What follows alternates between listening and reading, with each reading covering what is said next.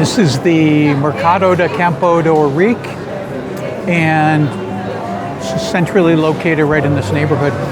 Now, when you think about markets, you might think, oh, it's all fruit and veggies and meat and stuff like that.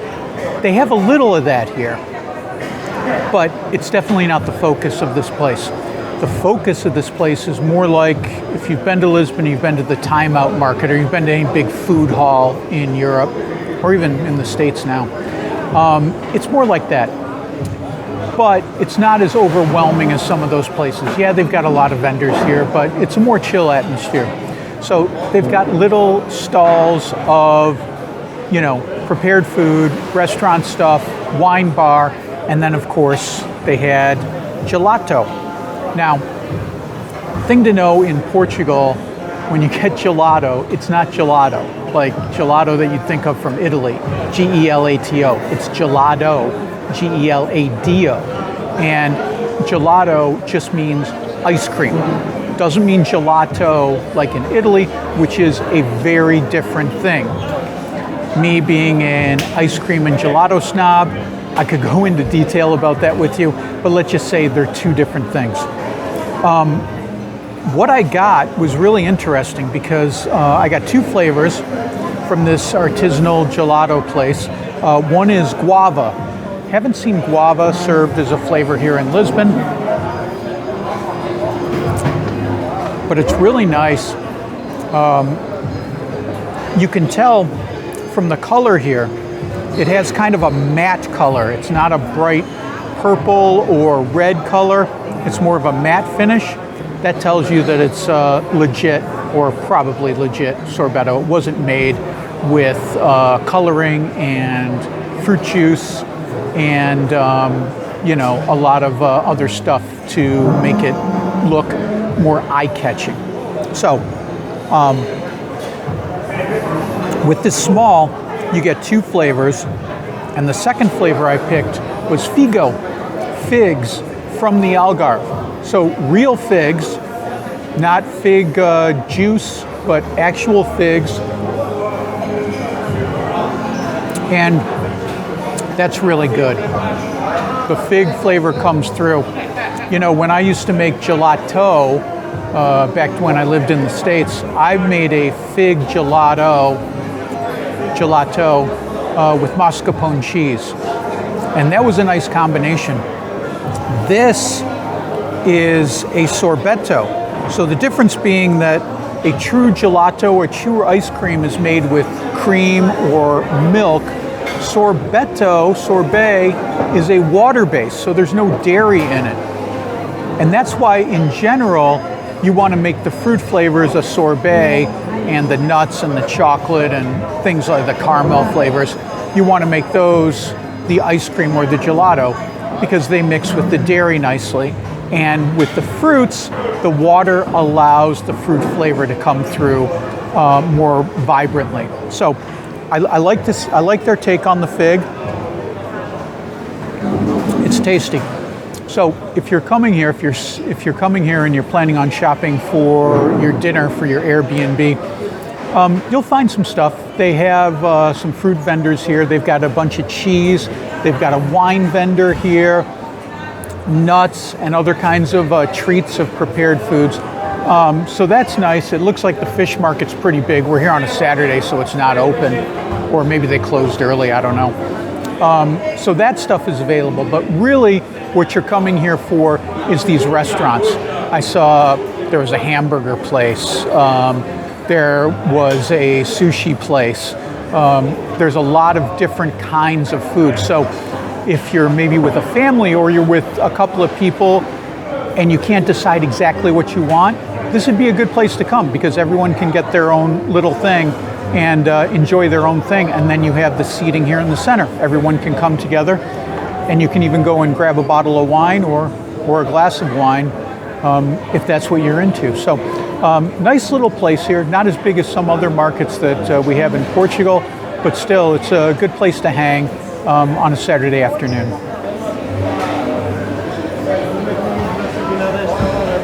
This is the Aqueduct of Lisbon, and this is a marvel of engineering from about 300 years ago. But Portugal, Lisbon in particular, has always been very thirsty. It's been difficult to get water here. If you've ever been to Portugal, Lisbon, you might say to yourself, well, why not the river? They're right on the river. Why don't they just use that water to feed the city and keep them in water? Well, you could, except one problem. That's salt water.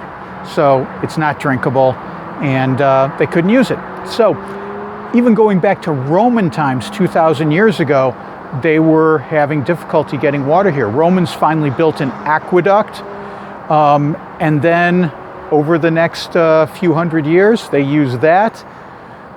The Moors, they used the aqueduct as well. And then when the Reconquista happened, Lisbon was still very thirsty. And they talked about it for a long time, building a new aqueduct. And finally, in the early 1700s, 1730s, they started construction on this, the Lisbon Aqueduct. About 15 years later, it was ready to go. They started serving water to the thirsty residents of Lisbon. Even over the next 50 years, they expanded it until it was its size of 35 miles.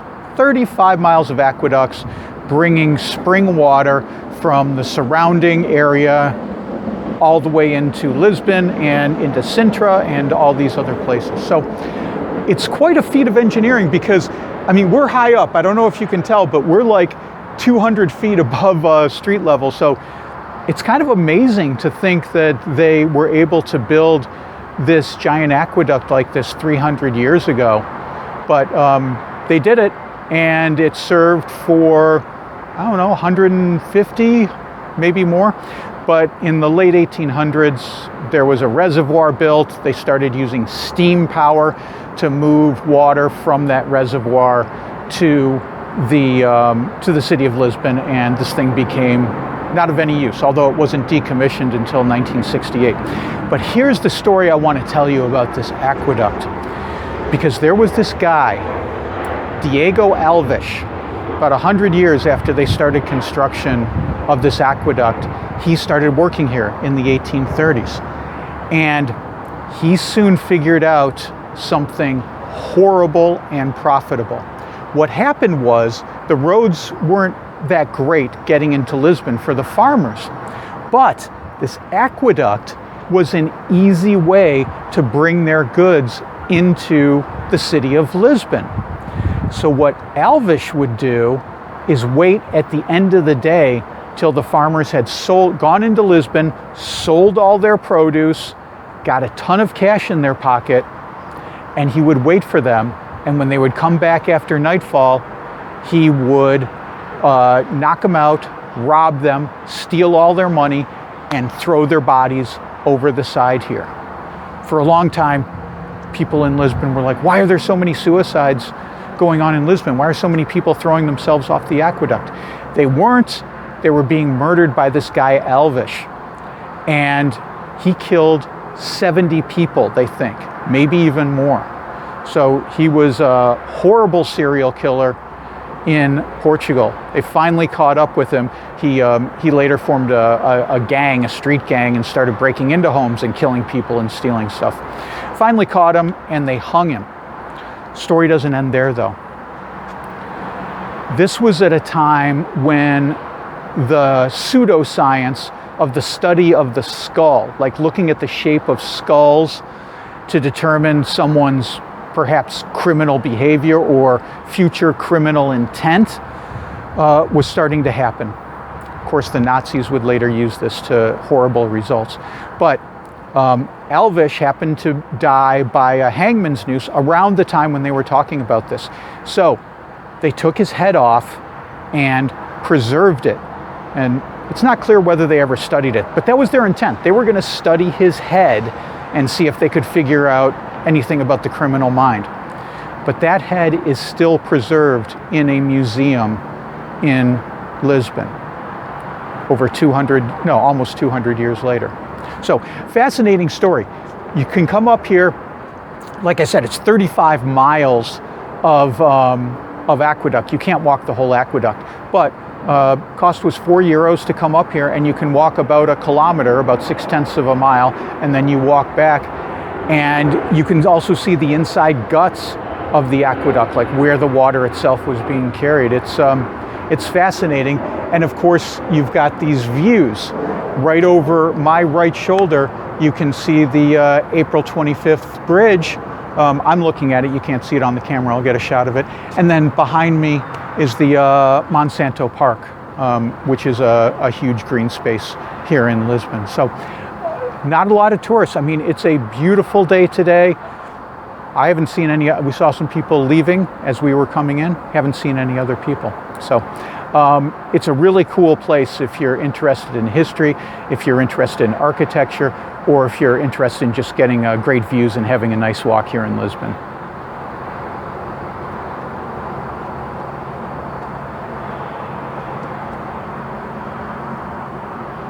This is a place called Canela. I love the place name because it rhymes. Everything here in this part of Campo de Ourique is very close together. We're about a 2-minute walk away from the Mercado. So it's nice, centrally located. Just wish it was easier to get here, but you know, that's neither here nor there. This place is a cute little cafe and restaurant, and they had a crepe made with quinoa. So had to try that. Let's give this a little taste.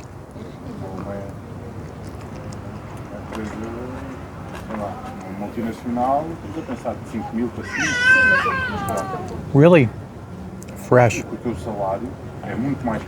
And has a cashew cream in it, fresh tomatoes, some pumpkin seeds on there. Really tasty. I like it. And we're right in the flight path too, so that's something to know. It's like every 2 minutes there's a plane going overhead. But I love my quinoa crepe. Karen and I are going to split this. We also got something you don't see a lot in Portugal, which is unsweetened iced tea. If you see iced tea here, and you don't see it all that often, a lot of times it's sweetened. A lot of times it's just Lipton out of a can, but this is definitely a house-made iced tea. So that's a nice compliment to our crepe. We're going to enjoy here at Canela. Good spot.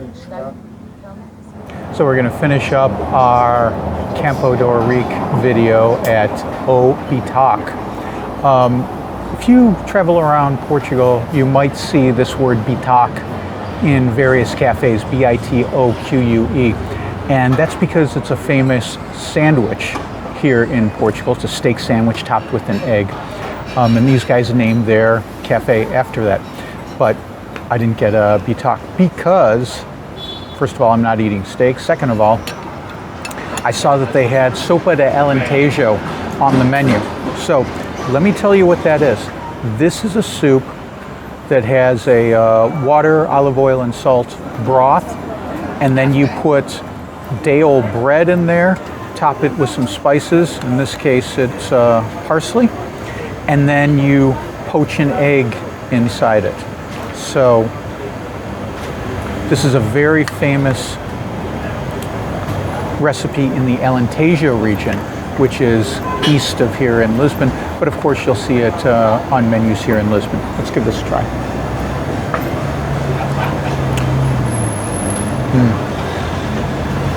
Salty, rich. I like the greens in there too. That's yummy.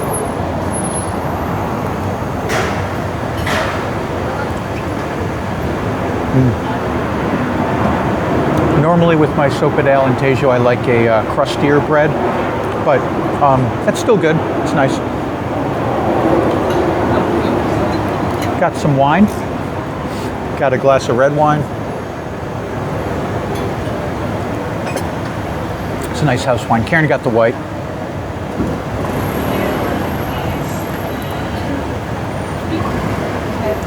Both good house wines. And then I saw this in the window. This is a sweet rice pudding, and you can see they topped it with cinnamon. So that's nice too.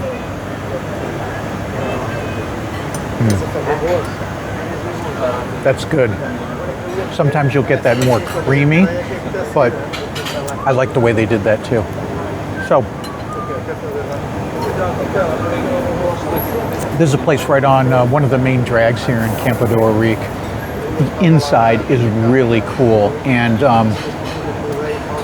during lunchtime, this place gets absolutely packed with locals. And that's the thing about Campo de Ourique, because this is more of a residential area. This place doesn't get packed with tourists. So if you're looking to get away from the tourist crush and see what the locals are up to, Campo de Ourique is a good place to come, because there's not really these blockbuster sites and museums and churches and stuff like that. It doesn't exist in this part of Lisbon. But what it has is amazing character and great food, and the museums and other cool places that are here are really neat, and you pretty much get them to yourself. So that's going to wind up this video, but I'll tell you, we had some great food here, and there's a lot more for us to see in Campo de Ourique. There's this amazing cemetery in Lisbon that we have to check out, and some more good food as well. So next week I'll post another video about Campo de Ourique and some of those cool places to go to. But until then, thanks for watching. Like and subscribe, of course, if you could. I would definitely appreciate it. Check out the podcast. Check out the website at destinationeatdrink.com. I'm Brent Peterson, and see you down the road. Porque o dado